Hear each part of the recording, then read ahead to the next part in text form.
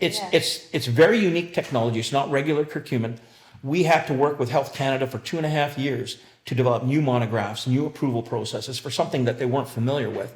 And we've come such a long way. We've shown now with Health Canada that's now approved as an over-the-counter. We've gone to a 50% for the medical community because it has a more potent effect on MSK1 for diseases that might have other features that are very difficult to deal with.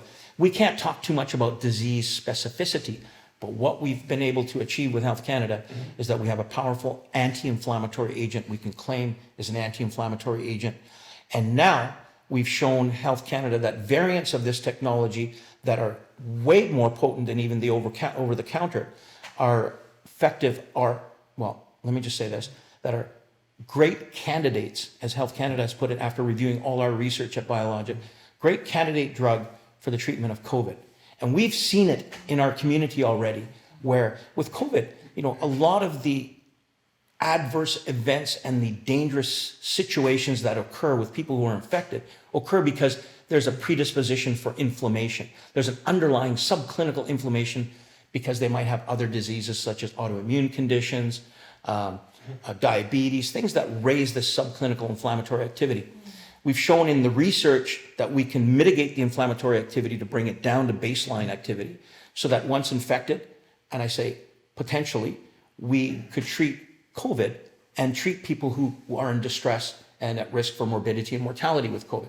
Now, when I talk about COVID, it's an exciting time because, well, first of all, people think, COVID's already past us. And the reality is that we have mutations of the virus itself, and these variants will come and continue to come and ravage society periodically.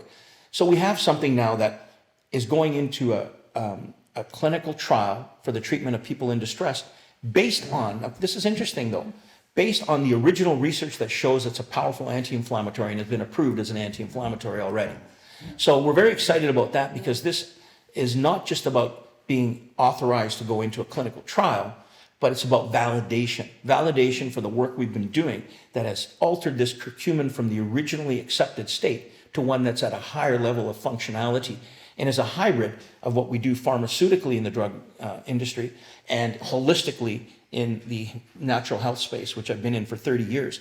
And I think it's about time that we bring a new level of credibility for the technologies in general in the natural health space that work. And the fact is, they work, but we just need a more sophisticated way to standardize them so that they're reliable and they work every time you take them, as opposed to a chance that the proportions of the inner underpinnings of these botanicals may work.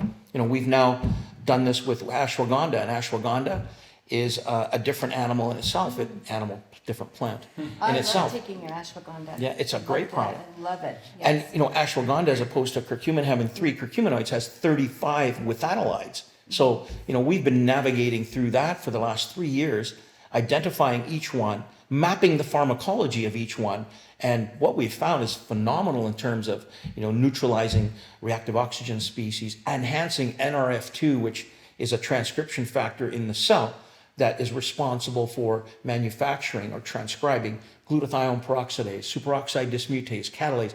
These are antioxidants inside the cell, not antioxidants we would take like vitamin C. That's I call an outside-in. Exogenous versus endogenous. Endogenous. So imagine that.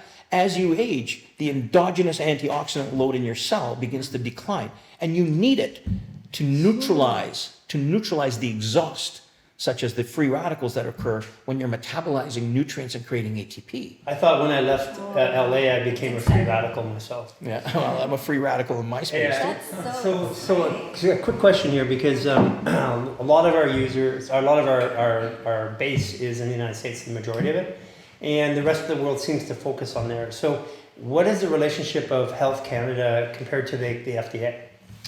Well, it's said globally that to pass the stringent regulations in the Canadian program for Health Canada is a real coup because Generally, they're stronger. it's harder, much harder to pass.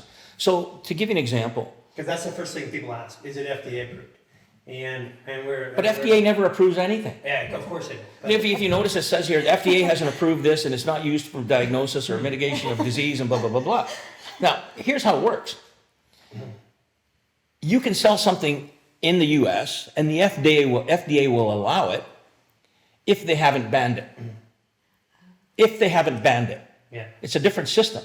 So this is what they call a negative system. Exclusion versus inclusion in Canada. In Canada, you're not allowed to sell anything Unless unless they've approved it. approved it. Yeah. All right? So that's the difference. That's it. So